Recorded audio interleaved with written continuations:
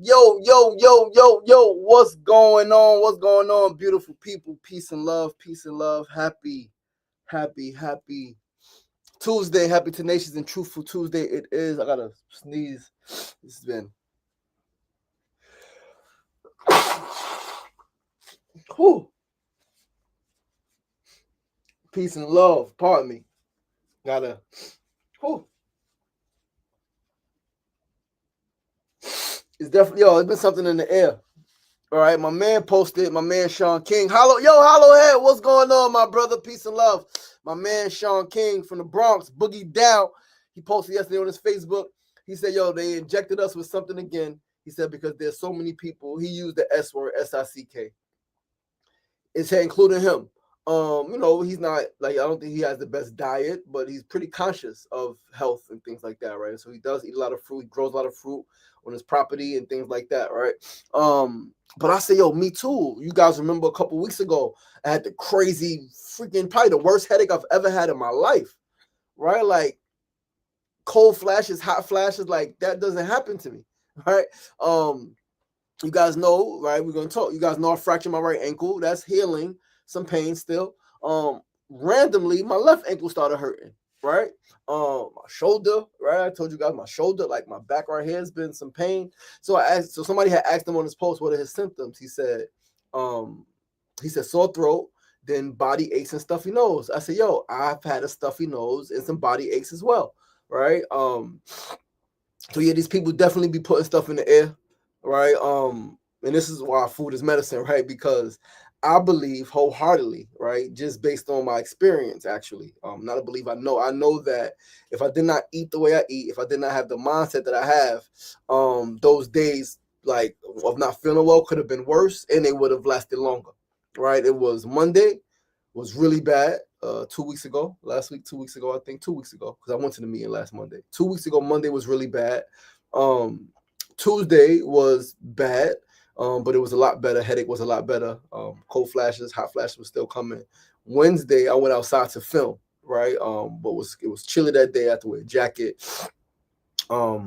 Right, didn't feel so great, right? But I was able to go outside, I was able to talk to people. Then I just felt tired. Thursday, headache was no headache Thursday.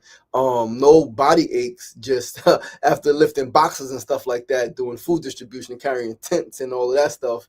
My body was just like cramping up, right? But yeah, man, it be stuff in the air, man. These people are vicious, yo. Like these people are vicious. The chemtrails they spray, right? And just all the other chemicals they spray in the air constantly. This is why food got to be a medicine, because like in this environment, it takes a lot to avoid, right? Like it's very difficult to avoid any bacteria, viruses going in your body. Very difficult, right? Some people manage it for long periods of time, but then something gets into your body, right? So yeah, my nose stuffy, but we getting better, right? We are getting stronger every single day. We are healing every single day, and I'm grateful for this journey. I'm grateful for my knowledge, for my wisdom. I'm grateful for the loving, tender care, right? Tender loving care of my love, Mona Love. What's up, baby? Happy Tenacious and Truthful Tuesday. What's going on, though, man? Peace and love. Listen, I've been reading this book. This book right here, this new book I just started yesterday. Wisdom of the Ages, 60 Days to Enlightenment, Dr. Wayne Dyer. All right. Super dope, super powerful. He recommends reading, is like 60 essays in a book. He recommends reading one essay a day. So that's what I've done. I haven't gone on. But what I'm going to do is I'm probably each day going to reread the essay from the day before. So I read an essay last night. I read an essay today. I'm probably also going to reread yesterday's essay. Today's essay was on leadership. And what he does is, no, I'm lying. That's tomorrow. Today's essay was on knowing, right? And he quoted a quote from Buddha. And yesterday's essay was on meditation. He actually used two quotes yesterday. He said that was the only time in his book that he quoted two different people in the same essay. He quoted Pythagoras and Blaise Pascal yesterday. But this book is dope, right? I've never actually read this book. I've had it for a while. I've never read it. I've read some of his other works, but I haven't read this one. And so I'm excited to go on through the days and take some of this wisdom, Right, actually, our quote of the day as we get into the show, first segment, our quote of the day is a quote from this book, right? And we're gonna get into that in a second. But let's hit the share button. Actually, listen, let's hit the share button, man. I get tired of sharing this shit. But we're gonna share with a few people, man. We are gonna share with a few people. Peace and love, family. We're gonna hit the share button a few times, man. Send to a few folks, right? We get the show going, get the show rocking and rolling. You heard? Get this thing rocking and rolling and rolling and rocking and rolling and rocking and rocking and rolling and all of that stuff. This is how we do it.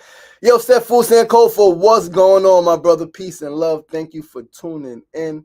Thank you for tuning in. Listen, soon enough, man, we ain't gonna have to share this shit. Soon enough, we're gonna be everywhere, right? And people gonna know the show is on, and people gonna be tuned in. We ain't gotta share this shit, man. This shit is kind of whack. But you gotta do what you gotta do until you get where you wanna be. You heard?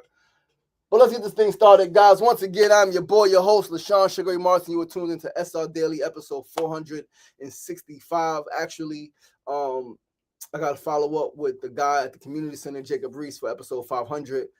He spoke to me a little bit Thursday. Said he's trying to work some things out. Actually sent the email, said if I could come in sometime this week. I'll go in Thursday a little early to talk to him and see if we can lock it in, man. Because again, I would love nothing more than to do the 500th episode of SRDaily in my community at my community center that I grew up in. I got in, fought in that community center, man. I kissed girls in that community center, played sports in that community center, did a lot of things in that community center, man. Unfortunately, I did some illegal stuff in that community center, right? That's where I grew up. That's where we grew up. That was the place to be. And so we did all of the things there, man. All of the things there. And I would love to do the 500th episode because since transforming my life, I've been committed to that community center, committed to doing programs there. I've done some youth groups there. We currently run our Thursday grief support group out of the community center. We do our food distribution program outside of the community center. But then when it gets cold, we switch times up and we go inside to do the distribution inside, so folks are not outside waiting in the cold. Because prior to that, we was doing it in the cold. It was freezing outside, and we outside because we had no space, right, in the neighborhood, no space in the area. But yeah, so we follow up with that. But let's get this thing started, fam. Let's start with our first segment of the day. Today's first segment on this final day of September 30th, 2025, is a quote of the day. Today's quote says, it is from the book, Wisdom of the Ages, 60 Days to Enlightenment. And it is before the book even starts, right? Before the introduction and all that. It's a quote from Rumi. It says, when you are dead, seek for your resting place, not in the earth, but in the hearts of men. Once again, the quote of the day, when you are dead, seek for your resting place, not in the earth, but in the hearts of men. It's Rumi. So understand that this quote spoke volumes to me, like volumes, like it spoke real loud to me, because it made me remember somebody say something I heard someone say years ago. Years ago, somebody said something. Live a life in which folks write about you and talk about you and want to read about you. That's a life that was lived. And it inspires me because at that point, I hadn't had any documentaries about me. I've done interviews and things like that, but I hadn't had any documentaries about my life. Now I have a couple of them about my general life and my work, about specific things that I've done. A lot of stuff online about me, man, that other people have done, a lot of interviews and things like that, right? Not just me putting out my own shit, which is always cool. But when other people want to write about you and interview you and know your thoughts and how you feel about certain things and how you live a certain way, right? Like, that's incredible. Like, one thing I got to commit to, Mona, we got to commit to this, is doing videos on this fruit feast, right? Fruit feast challenge, specifically in November. Be honest, right? We've had some cheat days. We haven't had cooked food at all. I haven't had cooked food since August 31st, I think was our last. That was a Sunday, and we had some fried mushrooms. We had like the mushroom chicken sandwich.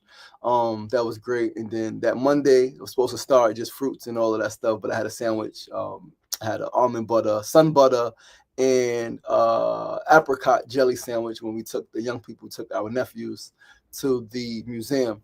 But since then, there's been fruits, nuts, seeds, mainly, right? Definitely had some peanut butter pretzels. Definitely had some sesame sticks. Definitely the other day had some vegan Cheeto hit peas, right? You guys know the hit peas. So that would be considered like cheating, right? Which is not good. It's not something I promote. A lot of people say, yo, you got to have cheat days. I don't believe you got to have cheat days. I believe you follow your fucking spirit, man. Follow your spirit. Do what you need to do for you, right? Sometimes you fall off, get back on track, but I'm never going to say, yo, it's okay to have cheat days. No, it's not. Right? It's not okay to have those cheat days. Again, you slip up, you fuck up, shit happens. Right? Give yourself grace, give yourself compassion. Red Razor, my brother, I ain't see you on the show in a long time, man. It's good to see you here. Good to see your name pop up, King. I love you, man, and I miss you, brother. Even though I see you more now, I still miss you, man. We haven't really built in a while, right? I love building with you and chopping it up with you and all of that stuff.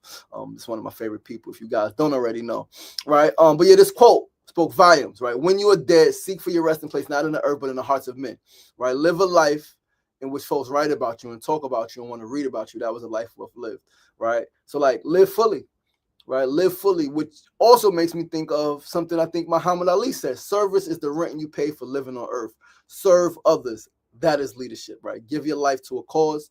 Give your life to a few causes. Make yourself felt. Make yourself heard. Make yourself seen simply by showing up for others and using your creative genius to impact those around you. Use your creative genius. Use your energy. Use your thoughts, right? Express how you feel. Talk about the things that matter to you, the things that bother you, the things that you're happy about, the things that you're excited about, things that you're concerned about. Talk about this shit, man. Talk about it to the people immediately around you. And then we got social media.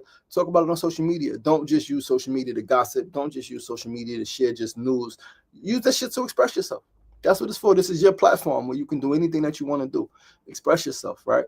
But let's move right along, family, to our second segment of the day. Today's second segment, need to know news of the day. Listen, today is the last day of September, but I did not want to let the month go by without highlighting the fact that September is indeed Suicide Prevention Awareness Month, and we are going to pull it up.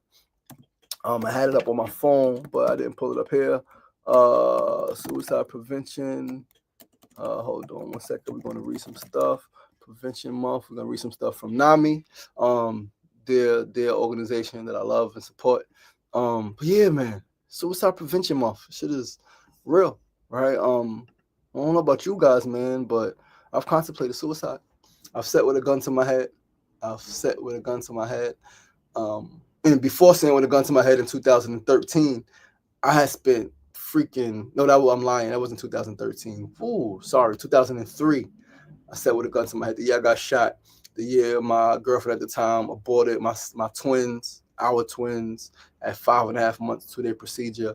The year that my mother and I had a terrible relationship, right? Also the year my grandpa passed away. I sat with a gun to my head, man. I went to Maryland and I wanted to kill myself, right? Dark times. Prior to that, I had thought about it for years, right? For years, I would pray for the strength to go to the roof and jump.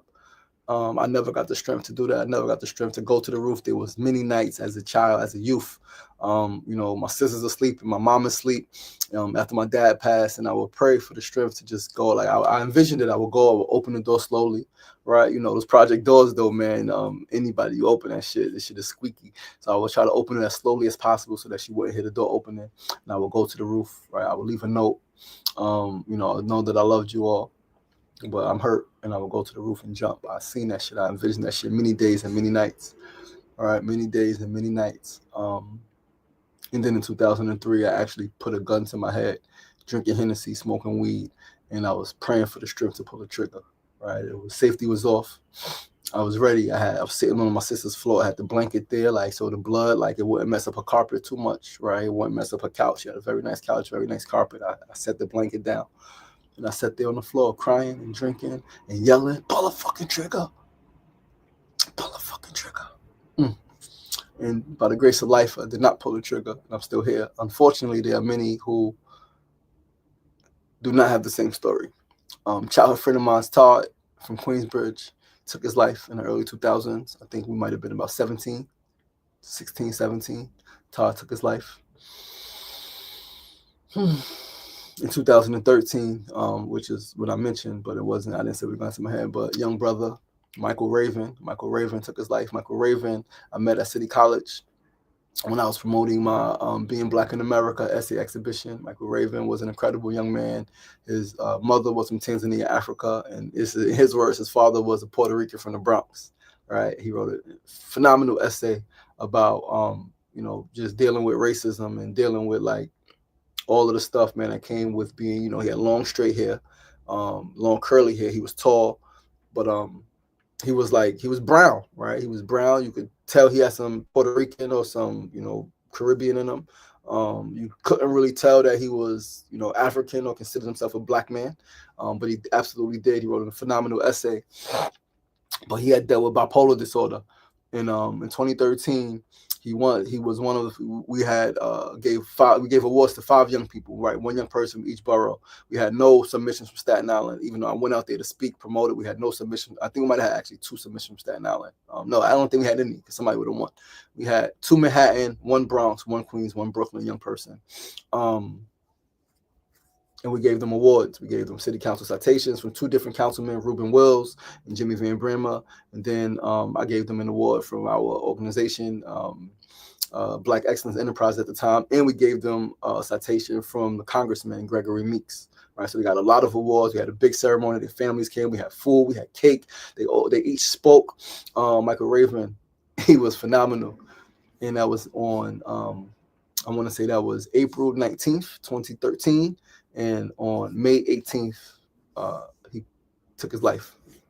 And his mother, when I spoke to his mother about it, because she had emailed me, she didn't have my phone number, so she emailed me and told me the news.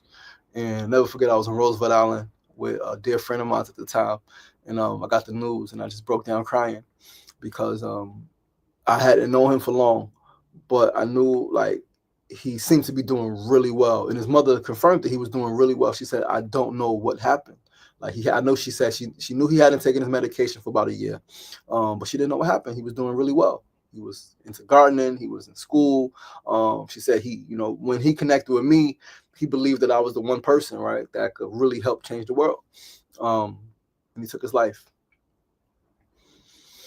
And then last year, a brother from Queensbridge, Barlow, brother who I didn't know too well, knew some of his family really well, but didn't know him too well. We actually had some issues. Him and my brother had a fight, right? My little brother, they had some beef, and it was some static initially, but we started to chat. We started to kick it a little bit, right? And I started to realize, like I've known, like everybody deserves love. Everybody's receptive to love. Everybody wants love. People just have a different way of expressing it and receiving it, right? But last year he took his life, right? 30-something-year-old black man took his life, shot himself in the head. Suicide is very real, right? And there's many other situations, right, that you all may know, many that we don't know, right? But you hear about it here, young children taking their lives, right? You know the story of Khalif Browder took his life, right? And so many others. Black, white, rich, poor, doesn't matter, man. So Suicide Prevention Awareness Month. Let's read on NAMI. See what they're talking about. Each September, NAMI recognizes Suicide Prevention Month as a time to raise awareness, spread hope, and spark meaningful action around one of the most urgent mental health issues of our time. Our goal is to ensure that individuals, friends, and families have access to the tools, resources, and support they need to talk openly about suicide prevention, recognize warning signs, and seek help. This month, start a conversation. Be the difference. With one conversation, asking someone how they're really doing and being ready to truly listen can save lives. Because here's what we know. No one has to face this alone. Help exists. Healing is possible. And all it can take is for one person to start a conversation. All right. So September 10th is actually World Suicide Prevention Day, right? So obviously that past next year, we'll do a better job at celebrating that, right? There are resources, right? You can call or text 988 immediately. All right. You can chat with the Suicide and Crisis Lifeline, 988lifeline.org. Right. Yeah, join the conversation, man. Hashtag Suicide Prevention Month. And mind you, it's not just in September, right? Like that's the month, but something we should always be encouraging people to talk about. How are you feeling? What is going on? The world itself beats people down. Then each individual is dealing with their own stuff, financial challenges, right? There are people who don't want to be burdened, so they don't talk about it, right? They don't all don't want to be a burden, right? This shit is real, man. This shit is real. Shit is real. There are graphics I'll be sharing on my social media later this afternoon. A bunch of images I took from the website. Check out the website, nami.org. All right, or you can just Google Suicide Prevention Month and see what comes up. All right, from awareness to action, join our movement to advocate for a better mental health care system by signing up for advocacy alerts and taking action when opportunities arise in your community. I'm going to do that. Your advocacy matters to help people in mental health and suicidal crisis. I personally believe that all of us, right, every functional adult should be mental health first aid certified. We should be able to recognize the signs. We should be able to learn. We should learn tools to help people, because one thing I've learned, right, and I actually wrote about it in my notes, right. One thing I've learned is that when someone tells you, I think, no, that's my tip of the day, but yeah, when someone tells you that they want to kill themselves, when someone tells you they're thinking about taking their life, they don't want to be here anymore, don't immediately try to remind them of all the reasons they have to live. Don't do that. Now, again, I'm trained on my own self, right? Because again, I've contemplated suicide. I've sat with a gun to my head. I know it didn't work, and so I learned from my own experience, right? And then just being in the hood, being in the streets, going through so many experiences, I've learned from real life experience of other people's situations. Then I got some training in the shit, right? It's like psychological training, again, mental health specific training. And one thing you don't want to do is ask or remind people of all the reasons they have to live, because most people know all the reasons. They know they have family who love them. They know that, oh, they got, they're great, they're beautiful, they're talented. While most people don't want to be a burden, right? They're aware of those things. They aware of all the reasons they have to live, but they feel like a burden and they don't want to be such. Right, so they don't want to talk about it. They don't want to go to the family. So instead, what you could do, right, a tip is you can ask them why they feel that way. Why do you feel you don't want to live? Why don't you want to live? Right? Why do you want to take your own life? Those are tough questions to ask, but ask them, because most people will tell you. Ask me, I'm gonna tell you when I wanted to take my life. If you would have asked me, I want to take your life, I say, cuz man, I feel like my mother hates me, right? Like I miss my fucking dad. I feel like I can't talk to anybody about him. The therapy I went to don't fucking help, right? I feel like I can't express my emotions. I would have told you. And the people who actually did ask, they might not have known that I wanted to kill myself, people in my community center, but when they would ask, how am I really doing? And they would like really care. Like, no, Rayshawn, how are you really doing? What's really going on? Talk to me, right? You're really intelligent, but you're behaving like this and you're exhibiting this. What's going on? And I would tell them, yo, fucking life, man. Like my mother, right? Like I would talk. Most people will. Some people you got to prod a little more, right? You got to go a little deeper and ask more questions. But most people will talk, right? So like talk to them about what they're feeling. Make them feel seen and heard. That's the problem. People always like, because, and I get it, people are uncomfortable with these conversations. This is why we got to do the training. This is why we got to talk about it more so that people can be more comfortable. It's uncomfortable when you hear somebody who you may whether barely know or love deeply say that they don't want to be here anymore. It's uncomfortable. But people want to be seen and heard, right? They want to feel seen and heard. And then after you make them feel seen and heard, after you gain some understanding, then you can ask them how them taking their life would make folks in their lives feel. How would this make your parents feel if their parents are alive? How would this make your children feel? How do you think your siblings would feel? How do you think your spouse, your partner would feel? Right? But never tell someone they shouldn't be feeling that way, that they're too young to be feeling that way. I've heard that. Oh, you're too young. You shouldn't be thinking about killing yourself. What's the youngest? 7, some shit like that. 7-year-old took their life. Fucking insane. Shit is real. Whether as an adult you think they're too young or not, people have emotions. Young people, children have real emotions, real feelings, real thoughts, real pains, real heartache, real grief, just not being checked. Talk to people, listen to people, ask questions, right? Care about people. It comes down to really, really, really caring and really loving people. That's what it comes down to. Right. So start a conversation in your neighborhood, start a conversation in your family, ask people how they're really doing. And if you recognize and you learn that someone is having suicidal ideations, you can recommend 988 to them. And realistically, like they can come talk to me, man. Come to the grief group, hit me up, right? My social media. I check my messages frequently. All right. Email me. All right. You can email me info@LaShawnMarston.com, info@LASHAWNMARSTON.com. gmail.com. You can email me at info@LashawnMarson.com. You can message me on my Instagram, SugarRay4506, SUGARAY4506. Hit me on Facebook, SUGA_RAY. If you guys know somebody, give them that info, right? They can come talk to me, right? I'm willing to listen. I'm willing to share my experience, and I'm willing to help point people in the right direction. All right. But let's move right along, family. Before we get out of here, we got 5 minutes left. Let's talk about our build of the day. Today's build is that Sefu Sankofa said, remember, young noble, check your mental health. Yeah, man. There's free mental health first aid training all around the city. Yeah, there is. I took it. All right, it's more. We need to take some more. All right. Come on, transparency. Thank you. SRDaily International coming soon. Okay, Sefu Sankofa, speak that into existence, my brother. SRDaily International. Yes, we will be international soon doing this show, baby boy. Thank you so much. But that's a fourth segment of the day. Build of the day. I asked the question yesterday. I'm asking it again right now on social media. Is there a place for restorative justice? What do you think about restorative justice? Is there a place for it? Please chime in. Leave a comment. Please. Is there a place for restorative justice? Now, before we go, let us read what is restorative justice. All right, let us read a little bit, right? Quick, restorative justice. What is it? Restorative justice is a process that involves victims, offenders, and community members to repair the harm caused by a crime and strengthen relationships rather than solely focusing on punishment. We know that punishment, we got to move away from that. I like to think we got to move away from that shit.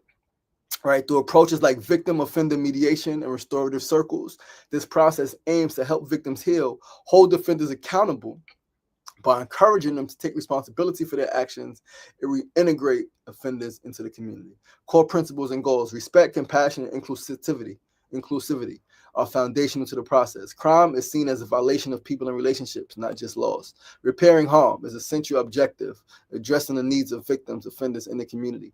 Transformation of individuals and systems is a potential outcome, addressing root causes of harm. Common processes, restorative circles, bring together those impacted by the crime in a safe space to facilitate open dialogue and understanding. Victim-offender mediation allows direct interaction between victims and offenders, facilitated to help the victim understand the impact of the crime and the offender to make amends. Family group conferencing involves family members of both the victim and the offender to collaboratively decide how to respond to the harm. Benefits and outcomes: victim satisfaction.